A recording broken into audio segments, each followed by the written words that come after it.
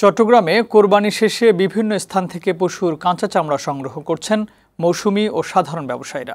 সেসব চামড়া বিক্রি করছেন আড়তদারদের কাছে, তবে তাদের অভিযোগ কাঙ্ক্ষিত দাম মিলছে না।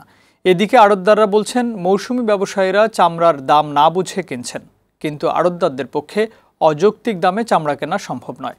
চট্টগ্রাম থেকে নাইমুল ইসলামের প্রতিবেদন।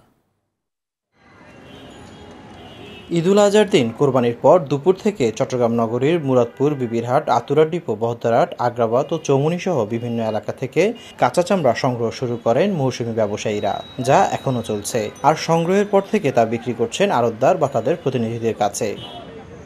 তবে মৌসুমি চামড়া ব্যবসায়ীদের অভিযোগ, বিক্রি করতে গিয়ে কাঙ্ক্ষিত দাম মিলছে না। যে দামে কেনা হয়েছে সে অনুপাতে বিক্রি করতে পারছেন না। আমরা এখন মাল কিনতেছি রিক্সের মধ্যে, পার্টির কোনো দেখা সাক্ষাৎ নাই, আমরা ধৈর্য ধরে বসে আছি। ছোট হোক বড় হোক আমরা 500 থেকে 600 টাকা করে সংগ্রহ করতেছি। এখন দেখি ট্যানারিয়ালা কিভাবে করে সংগ্রহ করে। চট্টগ্রামের আড়তদাররা জানালেন, এবছর 3.5 লাখ পিস চামড়া সংগ্রহের লক্ষ্যমাত্রা নির্ধারণ করা হয়েছে। 3 দিন ধরে সংগ্রহ কার্যক্রম চলবে। সরকার ঢাকার বাইরে লবণযুক্ত প্রতি বর্গফুট গরুর চামড়ার দাম সর্বোচ্চ 55 টাকা নির্ধারণ করলেও আড়তদাররা 25 টাকার বেশি দাম দিতে পারবে না, কেননা লবণ মাখানো সহ আরও কিছু খরচ তাদের করতে হবে। সরকার একটা দাম নির্ধারণ করে দিয়েছে, ওটার উপর ভিত্তি করে কিনে, কিন্তু আমরা তো আড়তদাররা চামড়া কিনে, ট্যানারি মালিকেরা আমাদের কাছ থেকে চামড়া কিনে নিবে ফুট হিসাবে। চামড়ার দাম মনে করতে বেশি হবে, বেশি বলতে রাখি দেওয়ার কারণে লাস্টে ওটার কম বিক্রি হতো, ওইখানে লোকসান খায়।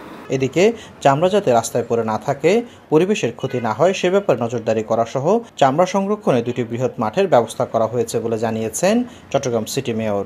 আমাদের বিবিরহাটের যে জায়গা আছে ওইটা চামড়া ব্যবসায়ীদের জন্য আমরা ব্যবস্থা করে দিয়েছি, যার ফলে চামড়া যত্রতর পড়ে থাকবে না। লবণ দিয়ে চামড়াকে সংরক্ষণ করার অত্যন্ত ব্যবস্থা আমরা করে দিই।